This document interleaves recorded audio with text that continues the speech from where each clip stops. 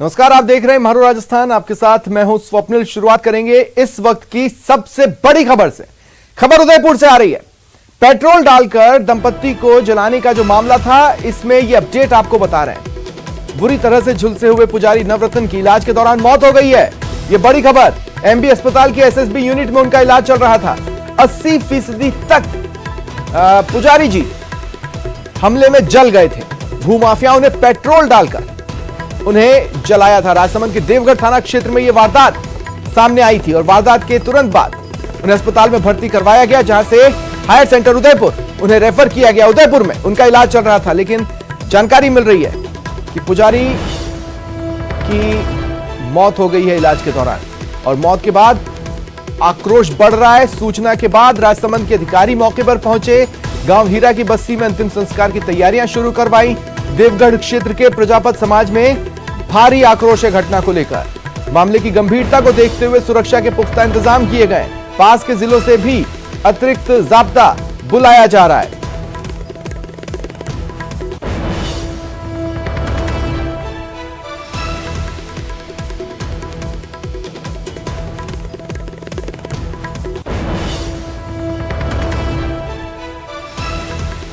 देवगढ़ में भूमाफियाओं ने पुजारी दंपत्ति पर पेट्रोल डालकर उन्हें आग के हवाले कर दिया था।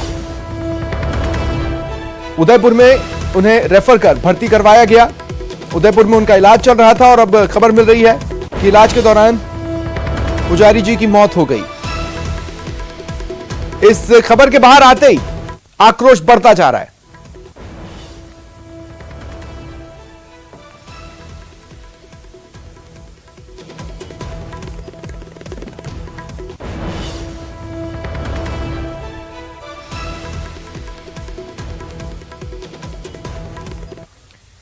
और सहयोगी कपिल श्रीमाली इस वक्त लाइव मेरे साथ उदयपुर से जुड़ रहे हैं। कपिल, मैं चाहूंगा आप वहां की तस्वीरें दिखाएं और क्या इस संबंध में आपके पास कोई जानकारी है कि पुलिस ने जो केस दर्ज किया था उसमें अब हत्या का मामला भी जोड़ दिया गया है, 302 को जोड़ लिया गया है?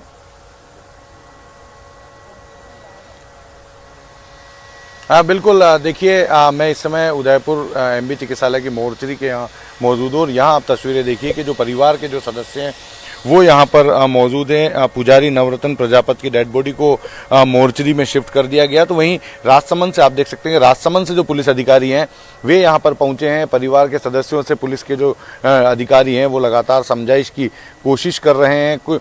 जैसे ही सूचना मिली उसके बाद में प्रजापत समाज से कुछ प्रतिनिधि जो हैं वो भी मोर्चरी के बाहर पहुंचे, क्योंकि पूरे समाज में इस घटना को लेकर काफी रोष है। और दूसरा महत्वपूर्ण बात जो कि धारा 302 जोड़ने की, तो निश्चित तौर पर अब जब उनकी मौत हो चुकी है तो ये मामला हत्या का हो चुका है।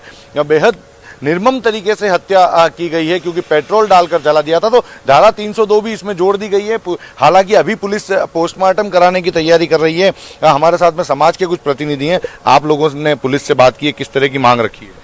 सर, हमने तो क्या कहा, एक तो आर्थिक सहयोग चाहिए इनको, परिवार को, और एक परिवार के सदस्य को नौकरी मिलनी चाहिए, क्योंकि ये नॉर्मल घटना नहीं है, आतंकी घटना है। ये एक तरह से आतंकवाद की घटना होती है, ऐसी घटना को अंजाम दिया है। इसमें कुछ लोग भूमाफिया भी है, बड़े लोग, जिनका नाम अभी तक पुलिस ने उनको अरेस्ट भी नहीं किया, उनका नाम भी नहीं बताया। इनके पीछे जो कौन लोग हैं, मूल वो लोग पकड़ने चाहिए। हमारा मकसद यही है कि वो लोग पीछे लोग कौन है, और परिवार को न्याय मिलना चाहिए, आर्थिक सहायता मिलनी चाहिए, 50 लाख रुपए का चाहिए, और परिवार के 2 सदस्य को नौकरी मिलनी चाहिए।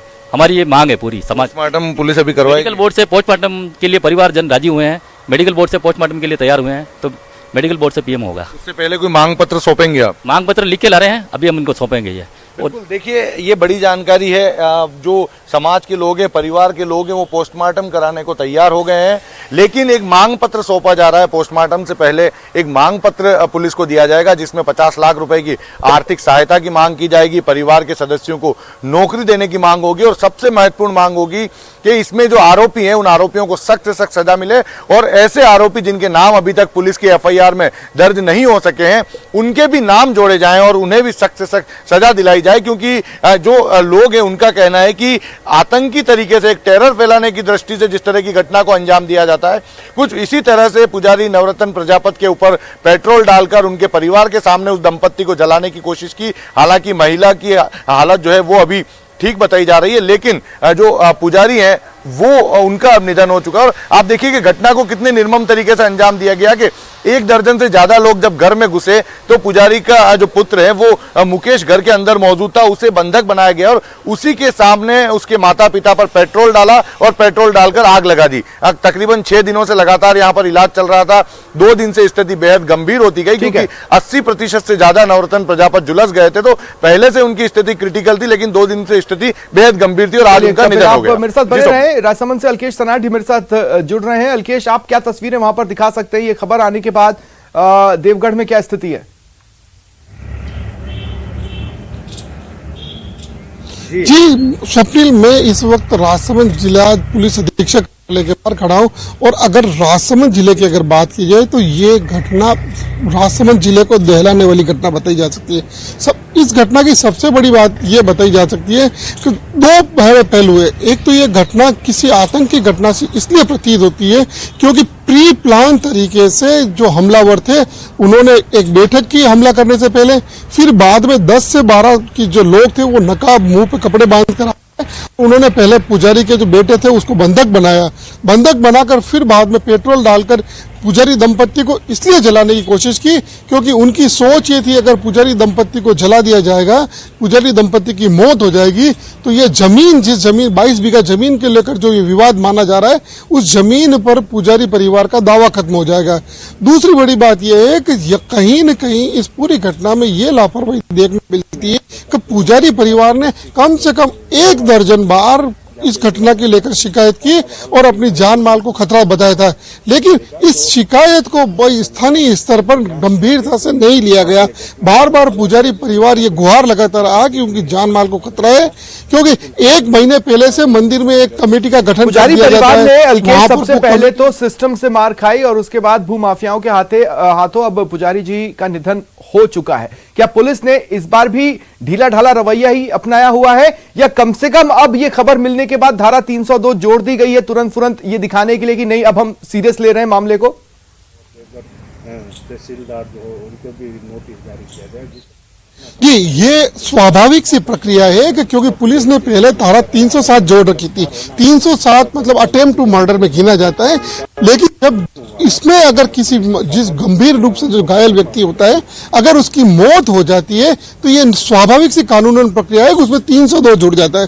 302 इस प्रक्रिया में भी जुड़ गया है, लेकिन इसमें भी बड़ी बात यह है कि पुलिस इतनी इस मामले से डरी और सहमी है कि ये जो पुजारी की मौत की खबर जो करीबन 3 घंटे पहले की है, 9 बजे के आसपास ये खबर बाजार में आ चुकी थी, पुजारी की मौत हो चुकी है, लेकिन पुलिस के आला अधिकारियों ने इस खबर को पुष्टि नहीं करने की बजाय पुलिस के अधिकारी उन व्यवस्थाओं पर जुटे रहे कि जिससे कि इलाके में शांति बनी रहे और पुजारी के अंतिम संस्कार की प्रक्रिया को शांतिपूर्ण ढंग से निपटाया जा सकते हैं। इसके लिए चुपचाप तरीके से वहां पर हीरा की बस्ती जो गांव है वहां पर पुजारी के अंतिम संस्कार की प्रक्रिया शुरू कर दी गई। राजसमंद जिले के जो समीपवर्ती जो जिले हैं वहां से अति जाप्ला वहीं स्थानीय स्तर पर, क्योंकि देवगढ़ थाना क्षेत्र में आता है और देवगढ़ थाना क्षेत्र में जैसे ही पुजारी की मौत की खबर अब सामने आई है तो वहां पर प्रजापत समाज के साथ ही अन्य हिंदू संगठनों ने भी इस घटना को लेकर अपना रोष जताना शुरू कर दिया है और वो लोग भी अब लामबंद हो रहे हैं। ठीक है, ऐसे में लॉ एंड ऑर्डर की स्थिति अब पुलिस के लिए बड़ी चुनौती होगी क्योंकि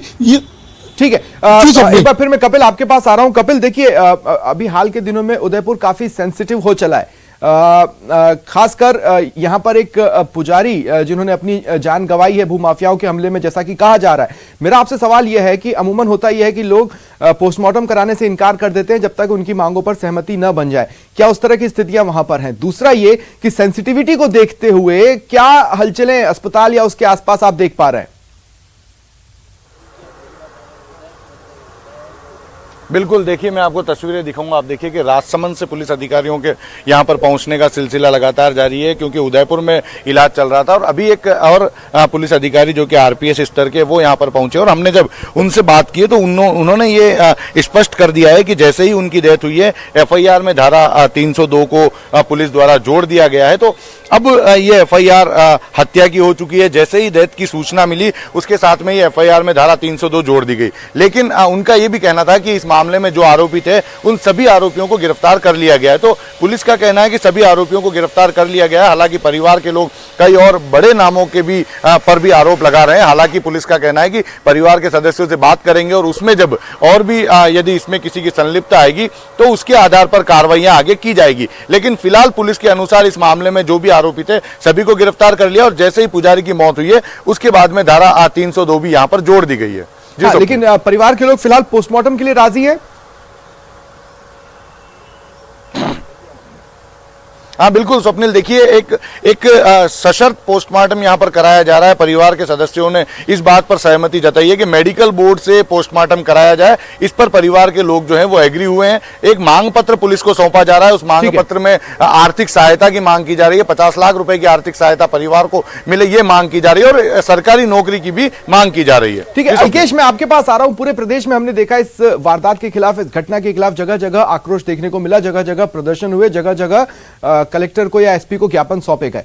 अब मेरा सवाल जो आपसे है वो बेसिकली ये है कि पुलिस का एक तरफ दावा है कि तमाम जितने भी आरोपी हैं उन्हें गिरफ्तार कर लिया गया है, लेकिन दूसरी तरफ परिवार कह रहा है कि नहीं ये तो छर्रे हैं, दरअसल इनके पीछे चेहरा किसी और का है, उस तक पुलिस कार्रवाई नहीं कर रही।